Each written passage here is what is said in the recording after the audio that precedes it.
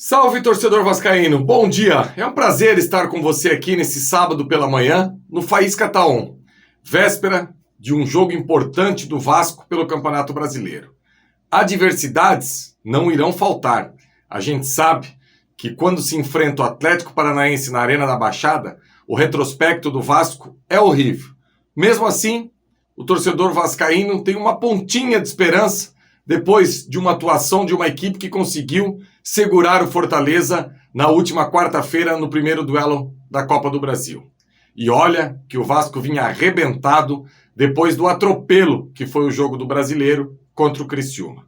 Depois da vinheta, eu volto, tentando trazer aí taticamente o que eu imagino será esse jogo. Principalmente como neutralizar essa equipe do Atlético Paranaense. Se é que tem como neutralizar uma equipe que faz tão bem o uso de jogar em casa, na grama sintética. Enfim, são vários aspectos.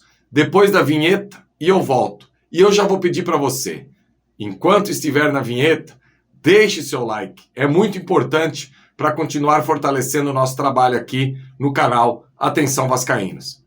Se liga aí.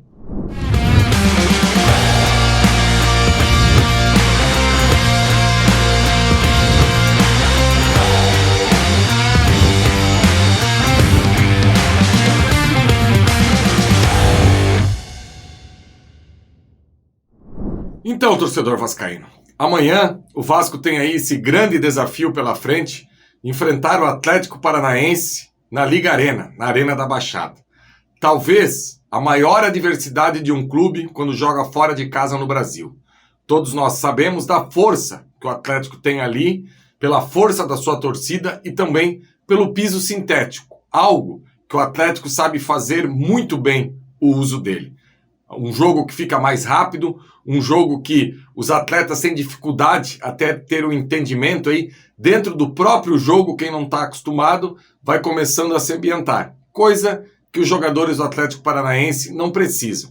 Principalmente porque eles molham, mesmo sendo a grama sintética, todo jogo aí é molhado esse piso para ficar ainda mais rápido e surpreender as equipes adversárias. E eu vou ter o prazer de estar amanhã lá pelo canal Atenção Vascaínos. Inclusive, vou pedir um favor para você. O QR Code está aí na tela da nossa Live Pix. É algo que a gente pede para você, torcedor vascaíno, ajudar o canal nessa empreitada, que é poder estar em loco em todos os jogos do Vasco no Campeonato Brasileiro. E amanhã, pela proximidade, eu serei o responsável de fazer a cobertura desse jogo aí, os comentários, estando presente na Arena da Baixada. Então, você que tiver a possibilidade de poder ajudar aqui o canal Atenção Vascaínos, por favor, direciona aí o seu celular para esse QR Code e faça sua doação. A partir aí de R$5, o que você acha que pode ser importante, para você pode ser pouco. Para nós do canal é muito importante para que a gente possa continuar fazendo esse trabalho. Torcedor, o técnico Rafael Paiva, na última quarta-feira, voltou com um esquema de 3 zagueiros. E a equipe do Vasco entrou em campo, basicamente, num 5-2-3. Eu sempre gosto de deixar claro aqui que eu não gosto muito dessas nomenclaturas. Eu acho que a partir da hora que a bola rola, tudo muda e tudo modifica dentro de campo. Agora, como foi, melhor falando, essa escalação do Vasco, com esses 3 zagueiros, 2 volantes, o Hugo Moura e o Matheus Carvalho, e 3 atacantes, o Ryan, o Verratti e também o David pelo lado esquerdo.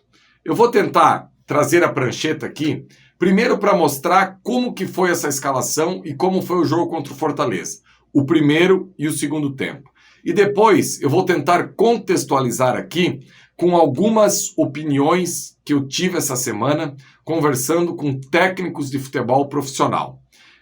Eu sempre gosto de aprender com quem é do meio, tirar dúvidas, trocar experiências e ter um melhor entendimento de como fazer para aperfeiçoar determinados esquemas. Independente se é um esquema que o Vasco vai usar ou que o Vasco não vai usar, enfim, todos os esquemas têm o pró e o contra. E esse esquema de 3 zagueiros, eu vou tentar ilustrar aqui o que foi uma unanimidade com quem eu acabei conversando com esses profissionais do futebol. Mas voltando ao jogo contra o Fortaleza, para tentar contextualizar para o confronto de amanhã, basicamente o Vasco entrou nesse modelo aqui.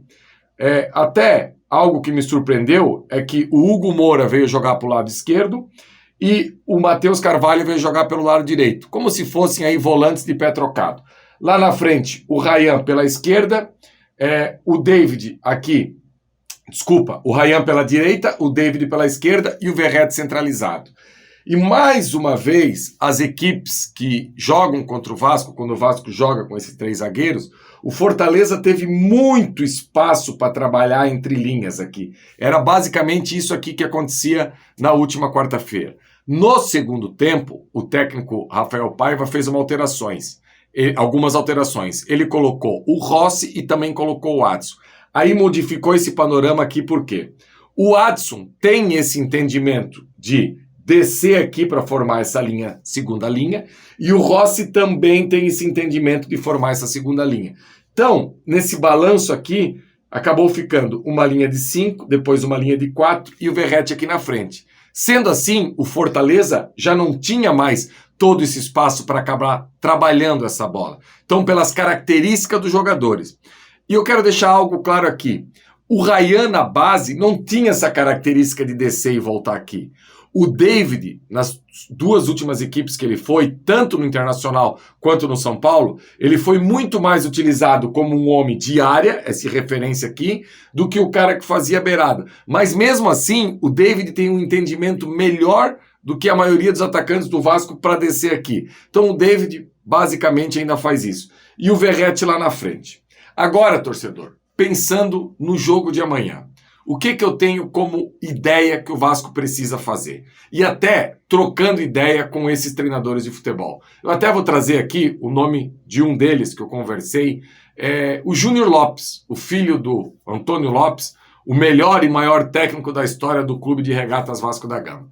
Lembrando que o Júnior Lopes já foi auxiliar de Mano, já foi auxiliar de Luxemburgo, já foi auxiliar do seu pai e já teve trabalhos também independente como treinador de futebol. Inclusive, aqui no meu estado, no passado, fez uma belíssima campanha aí com o Camboriú.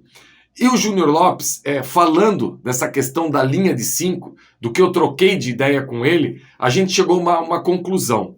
O que não pode acontecer nessa equipe do Vasco, eu vou tentar trazer para você aqui, torcedor, é porque, basicamente, quando você joga com essa linha de 5, se você jogar, e depois eu vou vir nesse outro momento aqui, porque eu acho que o melhor momento do Vasco para enfrentar o Atlético Paranaense ali, pode ser se o Vasco entrar com esses 3 zagueiros e depois com 3 volantes. Lá na frente, apenas David e Verratti. E eu vou provar para você aqui que isso aqui não tem nada de defensivo. Muito pelo contrário. E aí está um grande problema dessa equipe do Vasco. Trocando essa ideia com o Júnior Lopes e com os outros treinadores aí que eu conversei, um dos grandes problemas é que o lado que está a bola, que o adversário vem atacar o Vasco, por exemplo, aqui, o lateral do lado que está a bola, ele não salta para fazer essa marcação aqui. Ele acaba ficando muito estático e dá muito campo para esse jogador vir trabalhar essa bola aqui. Então, uma das soluções seria o lado que está a bola, esse lateral salta para fazer a marcação e você continua normal com essa linha de 4 que teria que fazer o balanço.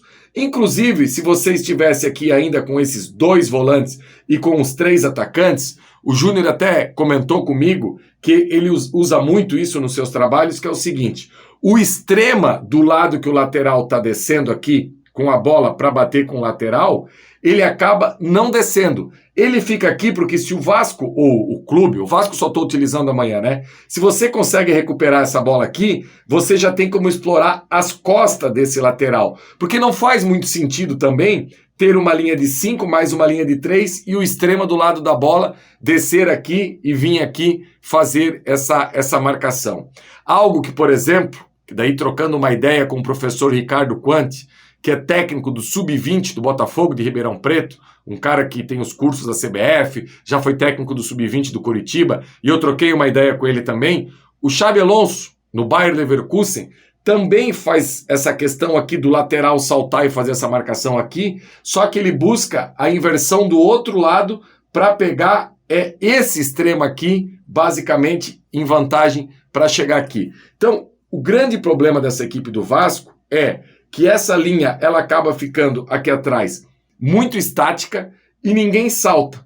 E com muito treinamento, algo que o Vasco agora tem pouco tempo para fazer isso, o que precisa ser feito também é que não só os laterais, a partir da hora que essa bola circula aqui, o que impede, por exemplo, do zagueiro que joga por dentro, o Medel ou o Maico, de aproximar aqui um pouquinho e daí esses dois zagueiros, cada um der um passe para o lado, porque assim, isso é questão do encaixe. Você não pode quebrar a linha, por exemplo, o Maico tá aqui nessa linha de 5. Ele sai, vem aqui caçar. Você jamais pode ficar Léo aqui e, por exemplo, Rojas ou João Vitor por aqui. Porque daí algum meia do adversário pode ocupar esse espaço e vai parar na cara do gol. Só que esses encaixes aqui precisam de muito treinamento. Inclusive, essa questão de saltar na marcação alguém dessa linha de 5 vai muito de gatilho. A partir da hora que o adversário entra numa zona do campo, quem vai saltar no jogador é o lateral direito, o zagueiro da direita, o zagueiro central, o zagueiro da esquerda ou o lateral esquerdo.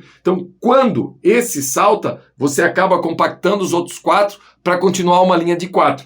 E esse ajuste aqui desse zagueiro ou desse lateral saltando, ele vem socorrer esses dois volantes, porque esses dois volantes basicamente ficam cuidando aqui de 60 metros, não tem como você fazer isso. Então é muito importante que a partir da hora que alguém saltar para vir no adversário tenha essa marcação. E outra coisa, os laterais do Vasco precisam ter coragem para na fase ofensiva formar esse 3-4-3 ou esse 3-5-2, porque assim, a partir da hora que você tem 3 zagueiros aqui e 2 ou 3 volantes postados aqui, por que não Piton e Paulo Henrique avançar aqui e dar esse suporte a Verratti e David estando jogando na frente? A gente precisa mais do que nunca que tanto o Paulo Henrique quanto o Piton possam chegar numa zona do campo para servir o Verratti lá em cima.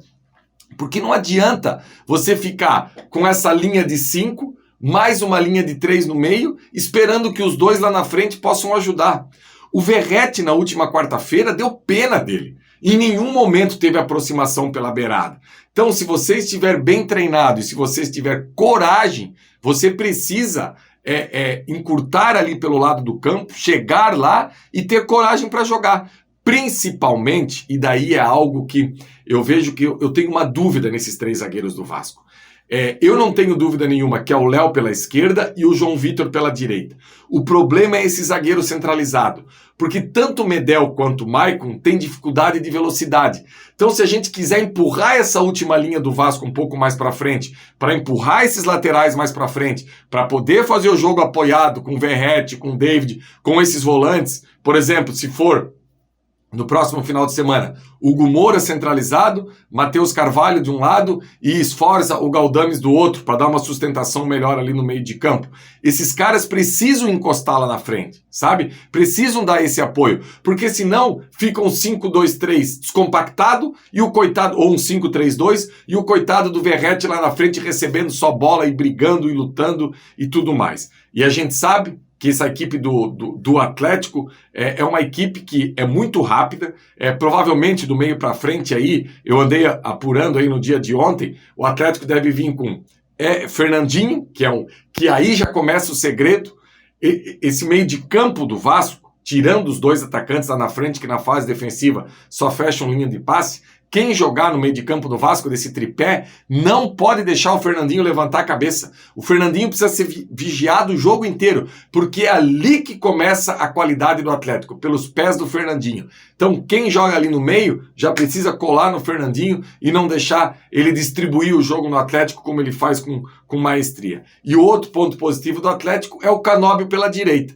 Ali eu não me preocupo tanto porque o Piton não é um grande marcador, mas a gente tem o Léo, que é um cara que tem uma boa força, que tem velocidade e que vai ser de de fundamental importância prestar atenção no Canóbio, porque o Canóbio é um dos poucos ainda das antigas, extrema, que joga com um pé dominante. Por exemplo, ele é destro e joga pelo lado direito, busca o fundo. O ataque do Atlético provavelmente deve ser Canóbio, Mastriani ou Pablo, existe essa dúvida aí, e pelo lado esquerdo aí, Julimar provavelmente, pode ser Coelho também. E no meio de campo, com esse tripé aí de Fernandinho e Eric, provavelmente Zapelli jogando ali mais centralizado. Então o Vasco precisa cuidar do Fernandinho lá na frente e lá atrás, na frente, que eu digo os jogadores do Vasco, e do Canóbio aí pelo lado direito, que é uma grande força que o Atlético tem. Eu lembro no passado que a zaga do Vasco ali na Arena da Baixada foi Maicon, Medel e Léo Pelé. E com 10, 15 minutos do primeiro tempo eu estava presente também. Eu lembro que o Maicon chamou o Medel para dar um suporte ali,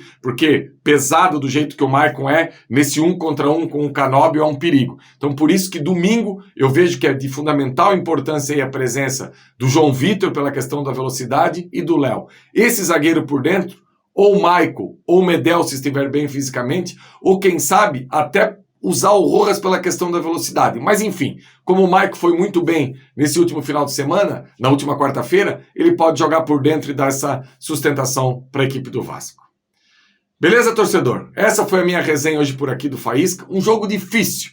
Desde 99, o Vasco ganhou uma vez do Atlético Paranaense na Arena Baixada, que foi em 2006 por uma Sul-Americana. Vasco já perdeu de 7, já perdeu de 6, já perdeu com 4 gols. Enfim, ali sempre é muito difícil. Ano passado, a gente no final do campeonato conseguiu um 0-0 e quase conseguiu aí com uma bola do Prachedes ainda sair vencedor. Eu espero que amanhã a equipe esteja bem encaixada, tenha uma boa marcação, tenha velocidade e principalmente que essa linha de 5 não fique estática e que esses laterais possam apoiar também para dar o suporte lá na frente para David, para Verratti, para quem quer que seja, que o Vasco consiga machucar um pouco essa equipe do Atlético Paranaense e não ficar só atrás defendendo, como foi boa parte do jogo contra o Fortaleza.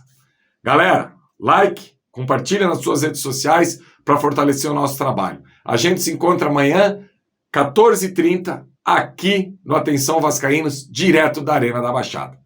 Abraço, galera!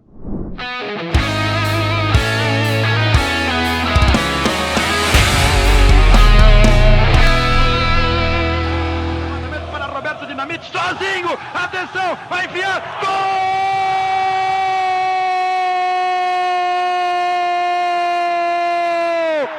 Que golaço maravilhoso do moço que mora em Caxias!